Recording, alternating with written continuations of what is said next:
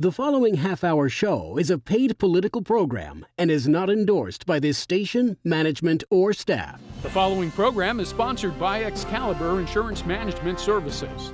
This is an unprecedented re-airing of a show shot late last year with special guest Eugene Barr, former president of the Pennsylvania Chamber of Commerce. This show criticized Pennsylvania Governor Tom Wolf, the radical Democrat climate change zealots, and the Biden administration on a terrible energy policy. Chuck and Gene discussed the danger of shutting down oil drilling on all federal land, holding up permits so no new drilling could start, and tying up existing drilling from regulation, shutting down the Keystone XL pipeline from Canada, as well as regulating down natural gas drilling. These unilateral actions by Biden and the progressive left Democrats had myriad collateral damage. America went from being energy independent to an oil and gas importer, which saw Russian oil tankers on the U.S. interstates carrying Russian oil to places like New York State. Also, since America did not have enough oil and natural gas for itself, it could no longer export our own produced oil and natural gas to our European allies in NATO. The resulting consequences were the destabilization of our economy, as well as upsetting the geopolitical balance of power and our place in it. This show warned presciently at the time that high energy costs and gasoline costs would help drive inflation and, worse, force our European allies in NATO to beg Russian President Vladimir Putin for oil. This would undermine our security by encouraging aggression by Russia and China, since European and Asian nations would be dependent on them. We warned the cost of energy would force a decision last winter from citizens having to choose heat or eat. 3 months after this show aired, Putin invaded Ukraine. Biden is on bended knee begging OPEC, Saudi Arabia, and Venezuela for their oil. These countries are not our friends. Biden just announced he has to tap into American energy oil reserves for the second time this year, and American citizens, unbelievably, face the same choice their European cousins faced last winter: heat or eat. This week's guest is Eugene Barr, President and Chief Executive Officer of the Pennsylvania Chamber of Commerce. Mr. Barr has more than 40 years of experience in various facets of government, politics, and business operations. He worked for British Petroleum America for 12 years, ultimately ascending to one of their top governmental affairs officers, and was responsible for all legislative activities in 6 states. He left British Petroleum to join the Associated Petroleum Industries of Pennsylvania, where he handled all legislative and regulatory activity that affected the major oil companies. He became executive director in 1997. In 2000, he left to join the law firm of McNeese, Wallace & Nurick, Harrisburg's largest law firm, in their governmental relations division. Gene was appointed by Pennsylvania Governor Ed Rendell to serve on the Economic Stimulus Oversight Commission, and was appointed by Pennsylvania Governor Tom Corbett to serve on the Marcellus Shale Advisory Commission. In 2021, Gene was ranked number 10 on Pennsylvania's Power 100 list and was included in Penn Live's list of the 17 most influential people in Pennsylvania politics. Gene graduated from St. Joseph's University with a degree in political science. We will discuss with him on this week's show Pennsylvania's proposed entry into the Regional Greenhouse Gas Initiative known as RGGI, and the potential catastrophic collateral damage that this move could precipitate. This is the Volpe Report, a weekly news and political interview show examining the latest local, state, and national issues with Chuck Volpe. Insightful, informative, controversial, the area's premier political talk show, the Volpe Report. Gene, welcome to the Volpe Report. Chuck, it's great to be here. Thanks for having me back on. Greatly appreciate it. Well, we appreciate in northeast and central Pennsylvania and the 25 or 6 counties in our media market to be able to have an expert who understands from your background both the political component, government relations component, as well as having worked in the gas and oil industry for so many years. You're uniquely qualified. I think I said last time, as an old trial lawyer myself, I could get you qualified. In fact, they would stipulate to your expertise. And I think it's important just to remind people, you don't become president of the Pennsylvania Chamber of Commerce, the 5th largest state. the second largest energy producer in this nation at a time when energy prices are skyrocketing, gasoline is going crazy. You're in a very, very important and pivotal position, and will have a loud voice in what happens in the future. And I'm going to segue right in. We talked in the spring about RGGI, which for our viewers, if they don't remember, is the Regional Greenhouse Gas Initiative and gets referred to as RGGI. And there was a lot of push and public comment at that time in opposition to RGGI. The governor's been pushing hard to institute it. Well, the reason you're here today specifically, and I want to get my names right, the Independent Regulatory Review Commission, the IRRC, voted in a 3-2 vote to approve the state's entrance into RGGI. And that came, of course, after some time after the Environmental Quality Board also voted earlier this year to enter into RGGI. But make no mistake, the governor is unilaterally putting Pennsylvania into RGGI, which I think would be a catastrophe in light of what's going on around the world, in our own region. But you're the expert, so that's the reason you're on. And I'll end with this. Obviously, lawsuits are being filed as we speak by the General Assembly and other groups to stop this.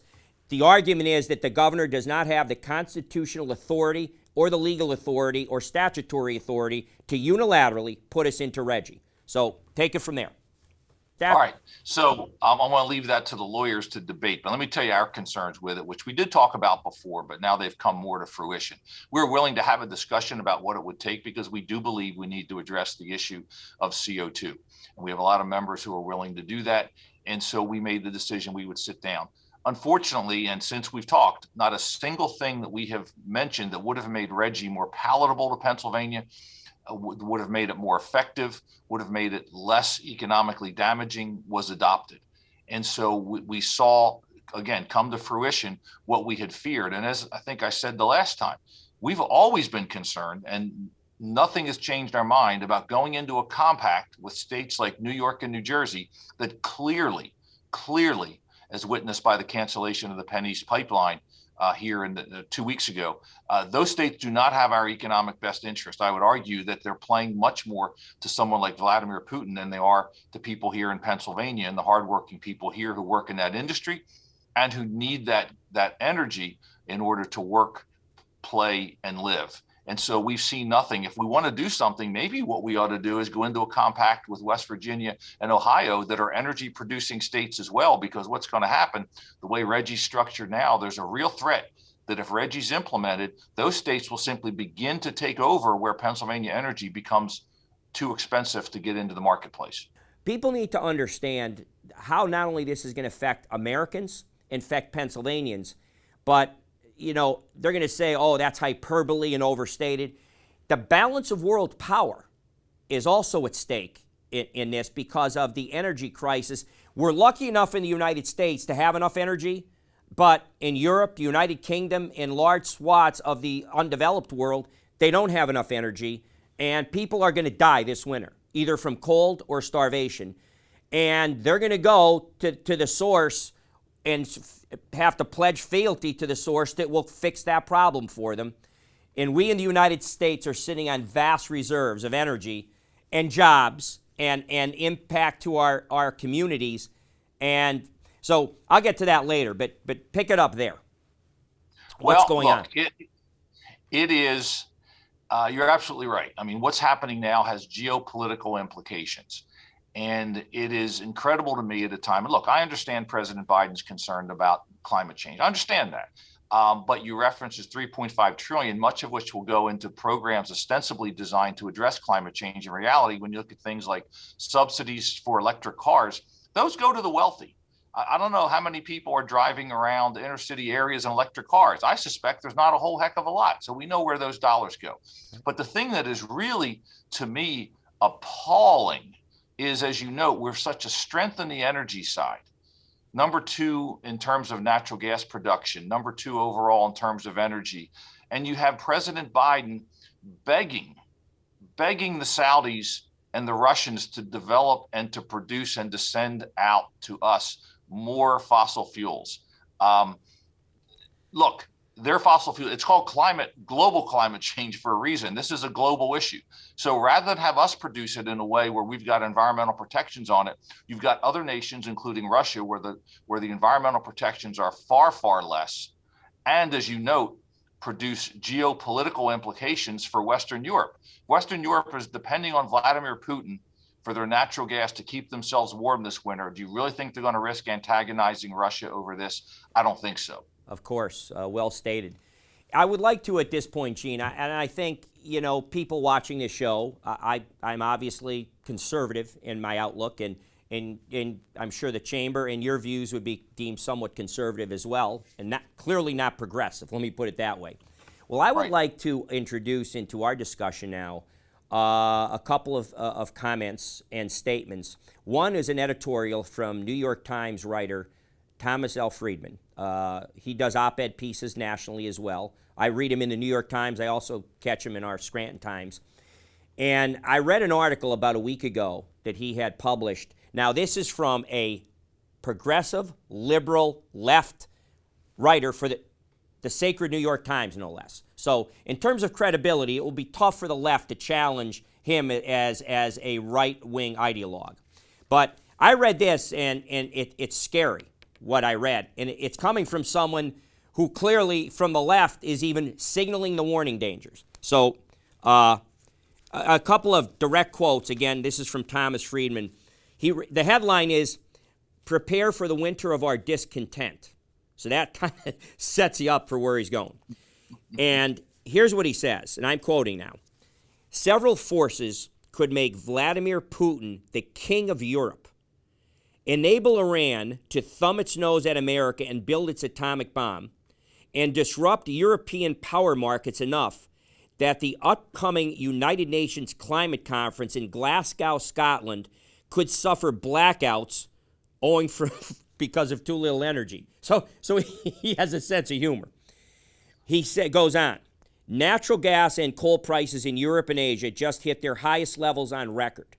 Oil prices in America hit a 7-year high, and United States gasoline prices are up $1 a gallon from last year.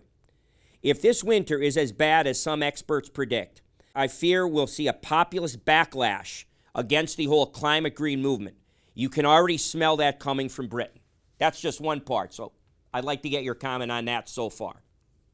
Yeah, I've read a lot of Friedman, and some of what he says in the past I've agreed with. Much of what he says I haven't. But I think what we're seeing is a little bit, which I've wanted the environmentalists to do for years, which is be honest about this climate change issue. Great, it's a threat. We can determine how big of a threat it is. We've got some environmentalists who say it's going to actually be cheaper to figure out how to kind of mitigate and how we can live with. But I understand that. But when you hear people say, it's not a problem, we can do this and actually address climate change and save money because wind and solar are cheaper than fossil fuel. Well, the reality is if they're cheaper than them, we'd be using them now. Who's blocking them from using them now? Because these are not alternative energies. As someone else has said, they're supplemental energies because you need natural gas, you need nuke, you need some of these others as backup on days when the wind doesn't blow and the sun doesn't shine. And so Friedman is seeing a lot of this now. He's acknowledging the geopolitical implications, which you and I just talked about. And again, it's incredible that we have a president who would be much, much quicker to offend the Canadians by canceling things like the Keystone XL pipeline that had been approved, as well as another pipeline in Michigan, than he is the Taliban. It's absolutely incredible how, unfortunately, this president is playing against our allies in many cases. We should be providing natural gas. And you noted earlier the problems in trying to move our natural gas over. We only have, I think, on the East Coast now, still one export harbor because we've dragged our feet. Again, red tape, permitting issues. We could be sending this over to Western Europe. They would love to have it from us, but we're not set up for that. So we have set ourselves up for failure. We have set ourselves up for higher energy, and we have harmed our energy independence because of all this. And again, by begging others to produce fossil fuel, we have done nothing. In fact, arguably made the environmental situation worse. I just wish that, the environmentalists would acknowledge that there are prices to be paid for this. People then could have an honest discussion about how we address climate change. The Volpe Report with special guest Eugene Barr will return in a moment. First, this Volpe View previously recorded 19 months ago in March of 2021, correctly predicting the current events of the energy crisis today. I am sure all of my viewers remember my harsh criticism of the Biden administration and congressional Democrats in their headlong and reckless pursuit of a Green New Deal and a zero carbon emissions policy for our country. As far back as a year ago, we were predicting on the Volpe Report and Views that the progressive Democrats, with their policies, were directly complicit in creating an energy catastrophe, undermining our national security, upsetting the geopolitical balance, and forcing our NATO allies to get on bended knees to Vladimir Putin instead of looking to the United States to supply their energy needs. Once Biden and company realized that their attempted extinction of all fossil fuel production in this country would produce historic price increases, they began searching for scapegoats. First, they attempted to blame the Russian invasion of Ukraine for the 200% increase in gas and energy prices.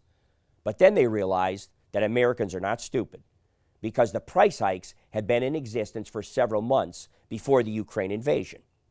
So they are now trying to scapegoat the big oil companies' profits, which is a joke. Oil companies are not limiting production to keep prices high, as Biden and the Democrats now claim. It was the Biden administration that choked off production to keep their Green New Deal radicals happy. The Biden Democrats have been promoting higher prices to get people to embrace their Green New Deal. Their hypocrisy knows no shame. I will now quote from an editorial from the Washington Examiner. In the service of reducing carbon emissions, Democrats have long openly worked to raise the price of fossil fuel energy. They have done so by proposing carbon taxes, cap and trade schemes like RGGI, higher leasing fees, and other measures to jack up costs so people burn less of it. Joe Biden's administration has been working since day one to bully banks out of funding fossil fuel projects. Upon taking office, his first act was to cancel the Keystone XL pipeline from Canada, which is funny in retrospect, since the Ukraine war has him desperately trying to find more ways to bring oil down from Canada. He would also rather beg for more oil from OPEC countries and from Venezuela's dictator than sell oil leases and issue permits in America. Since Democrats could no longer rely on the previous excuse they had tried, Vladimir Putin's invasion of Ukraine, because that line of argument was untenable, the Democrats' new effort to shed crocodile tears over high gasoline prices is no more convincing. The irony is in Pennsylvania, if we join RGGI, back to RGGI, is that we're going to have to pay the money in tax to use our own produced fuel and have that determination set by states that have none. It's an amazing, I can't even believe we're talking about it. There are major environmental groups who acknowledge the need for natural gas, because until we have some type of energy, some type of battery breakthrough for solar and wind, you're not going to be able to store it, which means you're going to have that backup. And as you note, I would agree with you. We're going to be using natural gas into the future, one, because it's a manufacturing feedstock for so many of the products we use, in many cases, life-saving fuels in the medical field. And so we know we're going to have that for a while. There's also some thought that in the future, the fuel source could be hydrogen from natural gas as opposed to the carbon. And so there's so much that ties into that to simply say, as we've got many radicals doing, well, we're going to keep all this in the ground. We're going to block it. They weren't able to block and stop the development. So they've been engaged in stopping and blocking pipelines. And again, we saw that again in New York and New Jersey with the governors of those states being complicit in that, in harming Pennsylvania. And yet they want to turn around and say, come in and join us. We'll all join this compact. They do not have our best interest at heart. I don't know how strongly I can say that. And let me just also point out that one of the points we made on this show, not with you, but with other guests, going all the way back to the start of the pandemic, it was like Wolf gave his proxy to Murphy in New Jersey and Cuomo in New York, that was they set the pandemic response with their draconian lockdowns and all the harm they did to the economies, Wolf pretty much just said, me too, on everything. He let them dictate it, and I don't see how the Reggie initiative would be any different. He's going to let states, like talk about New York, with, you know much better than me, the amount of fossil fuel and natural gas is underground in the state of New York, and yet they're importing their fossil fuel and natural gas from Russia and to the United States, so focused on climate change, they think apparently that some of these countries are going to play nice with us and that we're all on the same team. We're not all on the same team. We have different interests, and there are dangerous leaders that represent a clear and present danger to the national security of the United States. And we're squandering that. We've seen it, by the way, in the Afghanistan pullout and other things. You know, terror is going to be imported into the United States again, and there's no thought for beyond the immediate progressive agenda that is harming this country. And there's going to be a price we pay. It's not going to be enough, Gene, to say, oh, well, yeah, we made a big mistake. We're sorry. Well, people are going to be dead. People are going to die from energy shortages. And that's why this issue is so important. Well, you know, you hate to say I told you so. You and I have talked about this before. We have been talking about this campaign that the Russians have engaged in, disinformation campaign against Pennsylvania and U.S. energy for a long time. We have seen it in social media. We have noted it. You can track the money that comes through some of these international environmental groups that comes from Russia. We've seen it. It's been reported a bit in Wall Street Journal and other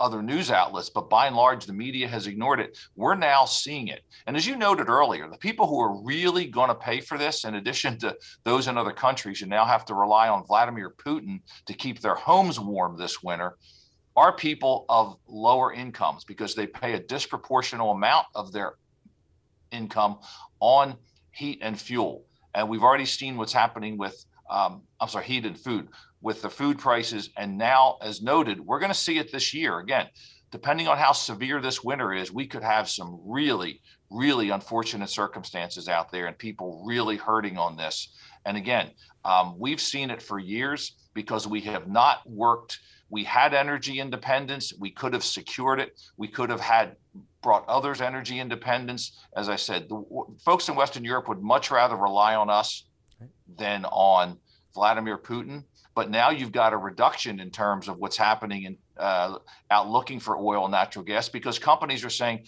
I'm not sure if I'm going to be allowed to do it. Why should I go invest if my investment is going to be threatened by this administration? Let me throw in another clarion call, and I'd like to read you his quotes, and that's for Bill Blaine, one of the top international market strategists. He's, of course, from London, the United Kingdom, Great Britain, and he has something called Blaine's Morning Porridge. I'm quoting, "People are going to die of cold. As the price of energy goes higher, the cost will fall disproportionately upon the poorest in society. Income inequalities will be dramatically exposed as the most vulnerable in society face a stark choice: heat or eat. This winter in the United Kingdom is likely to be on its knees begging for energy. Europe will be in as much trouble. The Middle East will get to charge whatever they can get away with, and the capacity to deliver is limited. And Vladimir Putin will invite each European leader to plead their case individually, menacingly asking each leader why he should open the gas taps to their nation specifically. Make no mistake, this winter is going to be shocking. Be aware." So again, I mean, yeah, that's not, yeah, I mean, he points out later that, Friedman does, that American citizens are okay for this winter. They'll have food and they'll have, heat. But all around us, the world is facing catastrophic issues coming this winter, and we are looking at a very real potential change in the power structure of the geopolitical stratosphere that we exist in. Chuck, I hate to keep going back to it, but this has been coming. Putin has played the long game on this one. Putin could look back and say, look, he could exacerbate tensions over natural gas in Pennsylvania and other places. As I said, we saw this and we had people say, I can't believe the Russians would do it. Now, these same people, in many cases, would readily acknowledge the Russians were involved in trying to impact our elections. They readily acknowledge that. But somehow the fact that Vladimir Putin could set himself up incredibly strong for from an economic basis. Oh, he would never do that. This is what he has set up. As you note in what you've quoted there, he has set himself up for countries other than us at this point to come to him begging, hat in hand, to say, please, please, please help us keep our people warm.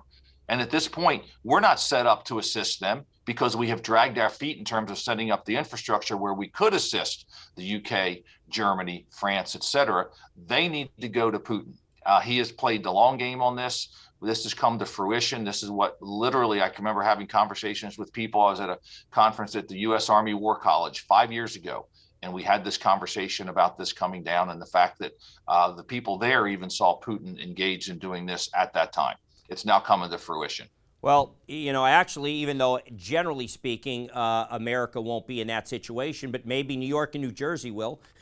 Maybe New York will, since they're getting their gas from him too. Maybe they'll be on their bended knees begging Putin for gas that they're going to need in their state that's already been racked by COVID-19. Their economy has been crushed. New York City, by all accounts, is still a ghost town. And while all that's going on, they're going to be on bended knee to Vladimir Putin as well to get their energy so they can kowtow to the progressive far-left environmentalists in their own party, the Democratic Party. And look, while we have it, we don't know how expensive it's going to be this winter. You and I were talking about the cost. While we have it, and as I said, there's the note from the folks in New Jersey saying they can't assure a reliable function with natural gas. And New York has said similar things in the past. So they are jeopardizing the well-being of their own states by their short-sighted attention in terms of trying to block Pennsylvania's ongoing development of natural gas. In addition to that, we don't know what these states are going to require of us. There's something, and not to get too technical, but there's this what's called the baseline of emissions. How deep are you going to have to cut? Pennsylvania, by virtue of rolling out natural gas, has made significant cuts to our CO2 emissions over the years. Now, the reason the people in Reggie want us is we provide them all their energy. Yes, Pennsylvania has as many CO2 emissions as the rest of the Reggie states, which is Virginia all the way up to Maine combined. Why? We provide their energy. That's our economy in many cases. So as you cut those and you put those restrictions on, it hurts our economy worse than anyone else's. Well stated, Gene. And regrettably, I wish I had you for about another half hour, but our half hour is up. Thank you so much again for making time. And as I said to you in the spring, I hope you'll be a regular guest because the fight is worth fighting, and our future depends on it. Not just our energy future and our climate future. That's I hope that people take from this show. It's more than just a fight between climate change and energy reductions and clean energy. The fight is a political one and a geopolitical one, and will definitely impact our national security and change the power structure in this world we live in. And we're going to have to hope that we get treated well by countries that flat out have been our enemies in the past. And that's very concerning to me. And that's an issue that gets, they like to frame the issue as just environment versus climate change and clean energy without talking about how we get there and the impact it's going to have on world security. And that's a concern we need to talk about. Absolutely. I'd argue, just as you said, and just to succinctly state, this is not just environmentalists versus energy producers. In many cases, this is democratic institutions versus totalitarian ones. Well put, Gene. Thank you so much.